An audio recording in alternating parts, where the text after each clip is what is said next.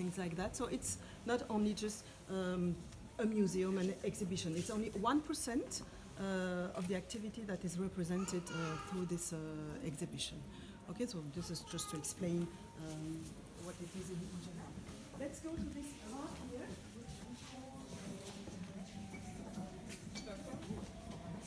What happened to those statues that were displayed in the museum? So, in the same idea as destroying the walls, the building, there was the idea of just hiding them or destroying them.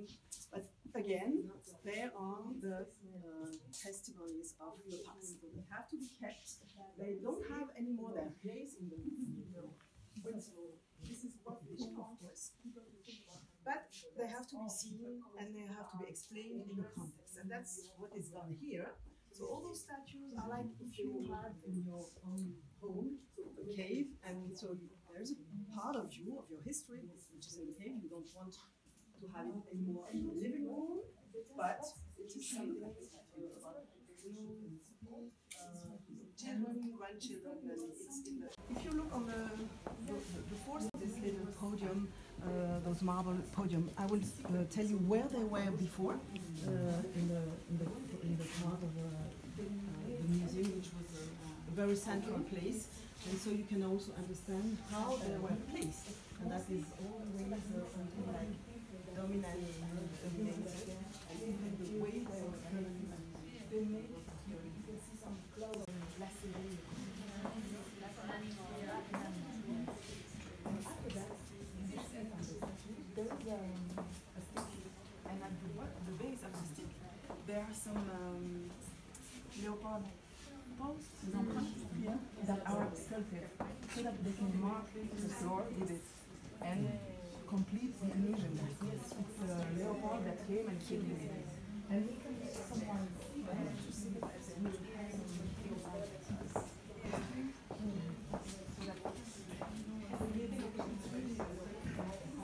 coming from Africa. So in the beginning, he did it in a small building that we have here, which is still existing, which was called the Palais Decolonial, so the colonial palace, now called the African Palace. And it's, I don't know, did you come by car or with the tramway? When you come on this long Avenue de Tervuren, you have a turnaround on exotic things and exotic people. Leopold II thought about from a temporary exhibition to make it something permanent. And the first museum began really in that little building.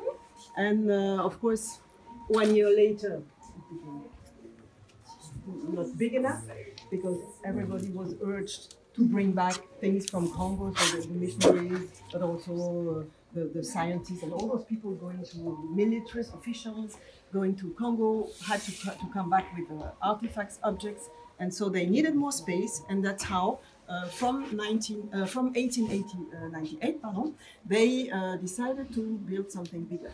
The project was really, really huge, and you can see here it's the plans that were drawn by Charles Giraud, who is also the architect of the Petit Palais in Paris, who built this, draw this, and that was the purpose, to make, so the only thing that is still remaining is this here.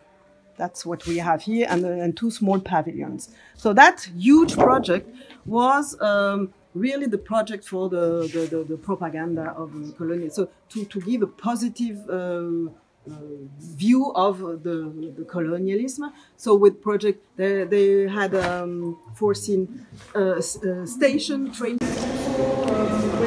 Contemporary artists that work with that. This colonial building.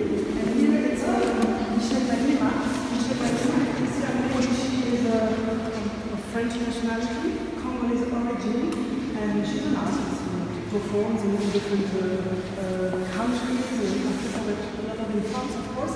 And she made that for us, starting from a photograph of Grandma.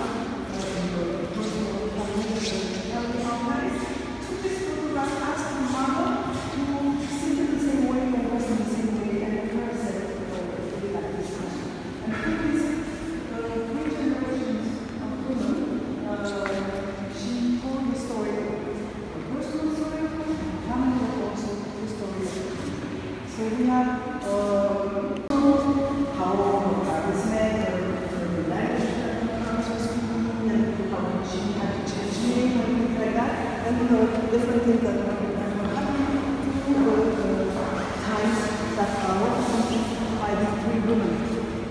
Just know that her grandmother was born in the 1920s, so pardon? The grandmother. The grandmother of Michel Levina. Okay. Starting from this, who died, it's like, yeah. I don't know why I thought about it. Okay, we asked contemporary artists to respond to that. You must erase it, dismiss it, it is existed, so you have to stay like this, but there had to be a response.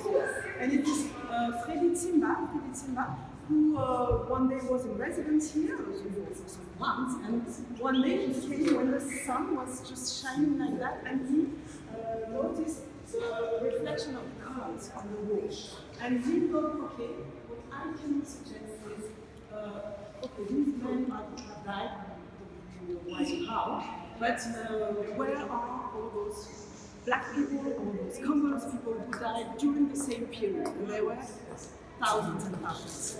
And so the idea was to think about those who had died in Belgium during the same period. So there were not many Congolese people at that time in Belgium, but the first name that came out were 7 people who died during the exhibition. So we have those names. We have, and later on they just continued inquiring and found the name of children, because during this time about 60 children were taken from Congo to be educated in a kind of convent in Geesingen, that's in Flanders, to make them, I don't know, civilized people. And they were aged from 4 to 12 years old. And from these children, we have about 10 children who died also during this period. So how in Europe, a civilized country, Belgium, children can die. So just can I ask you a question? When you were doing this museum, do you not get angry? Do you not feel, she's an historian. I mean, I get it, but do you not feel like what you're saying is just... I don't know, but it's important, therefore, to give the facts. So from a historical and scientific... So the names here reflect all the Congolese that died? What about Not all in Belgium. In Belgium. In Belgium. And that's it. Yeah, but what about the 50 million Congolese people that died? Yeah, because you said there's no number, but there is number. Yes, but we don't have the names. Those people were not considered as human beings, so they were just they were dying and replaced by other ones. So the names that we have here in Belgium are those who died in Belgium because they had to death certificate. Yes, to testify. So those 7 people, the 12 children. So these are the first names that are record, I would say, in Belgium. So he thought of putting them on the window so that they can reflect and make like a shadow. And this piece of art is called ombre, which means shadow, and to put a shadow on those names. It is supposed to be completed. So each time we find other names of those people who died in Belgium, we will add them, so that also will be changed. Okay, so these are those memory places to Michel Levina. French, that's that. And here it's really to make people understand that, okay, the book can be burned.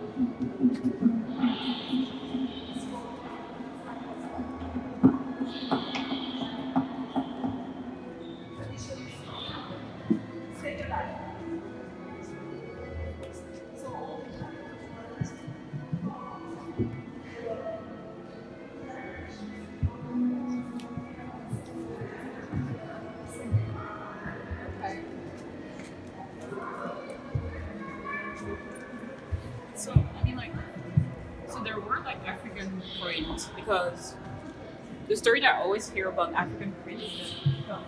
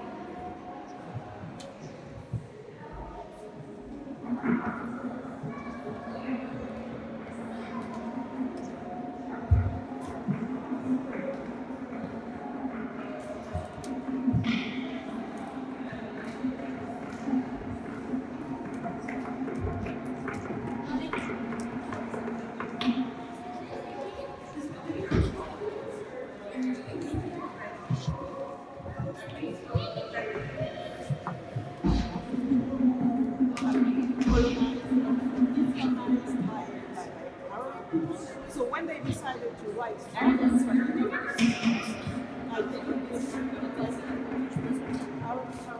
all the science, there are more than 90 scientists who are working full-time in the museum, so on science, nature, and things, but also historians and linguists. So this is going back to Africa? For the moment, it Do you think Europeans will send you back your art? Your life? Yeah. It came out to the lights and now it will go back to archives. But the discussion is on its way for this question of restitution. Is that happening in Belgium? We have in house here we have a young men from Rwanda, and who they are making the inventory of all what is from Rwanda, of course, what we have here in the archives, to put it on, to digitize it also, to have a record on it, and then the question will be to ship it back. Yes, who will? Maybe there are some artifacts they don't want to get back because they are not considered as valuable. Some The arts themselves don't want to go back. No, the people.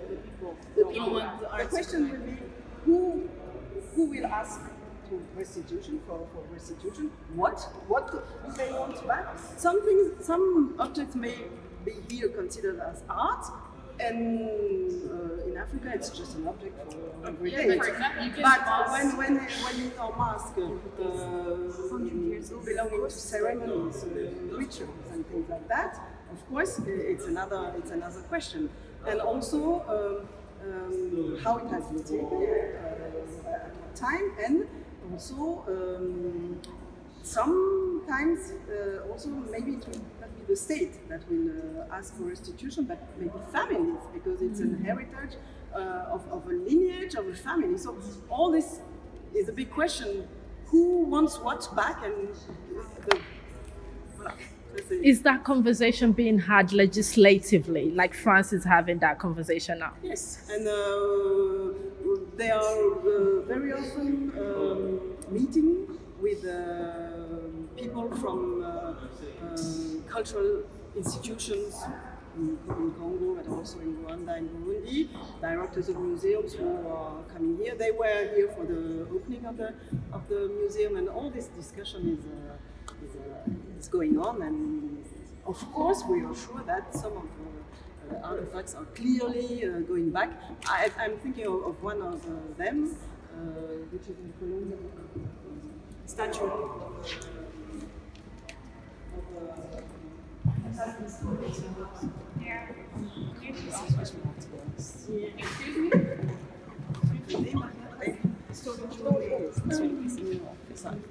I'm reading the labels and it's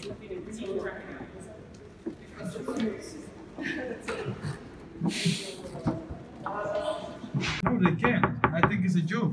No, it's a joke. It must be a joke. No, it's not a joke. No, it isn't. It isn't. That's the camera there. That's the camera there. Where? There. No, it's a wedding. It's not a joke. No, it's a wedding It's a picture. wedding. It's a wedding picture. They're literally taking their wedding picture. Are you serious? You Oh my god, are you in the picture?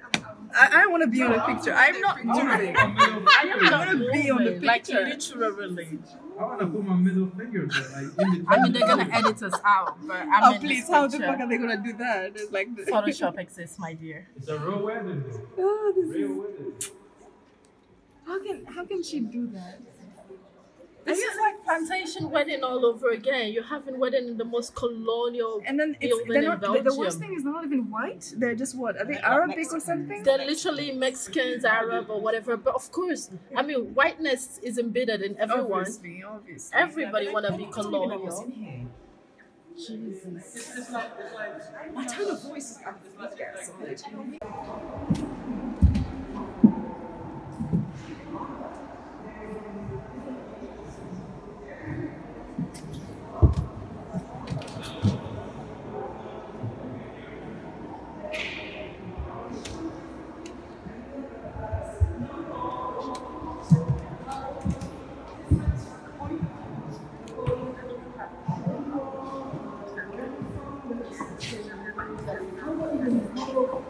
from the west or from the very east. It's so huge, so different that sometimes there's more in common. Free for that person. And also not just free, but they should be given a tool like you're doing, so they understand, because also we need to learn this history. And They the need young to learn. generations. Exactly, the young generation. Maybe it will be a suggestion of something to suggest to the museum. They want to reach people of African descent. This is the first way to reach people of African descent. Make it free, make it decolonial, and make it critical that people will be able to engage with the arts that was stolen, not for me to pay as an African in the space. Because none of this was paid for. None of anything in this building was paid for. And this is just what's given. And this is 1%. If you've stolen 100%, something times 100 of this, I should never have to pay for this. Never. And it's a form of engaging with the community. If you want to engage with the community, that's the first step. Because let's be honest, the way colonialism works means that also people of African heritage don't have enough money to want to waste money in pain. Experiencing pain and paying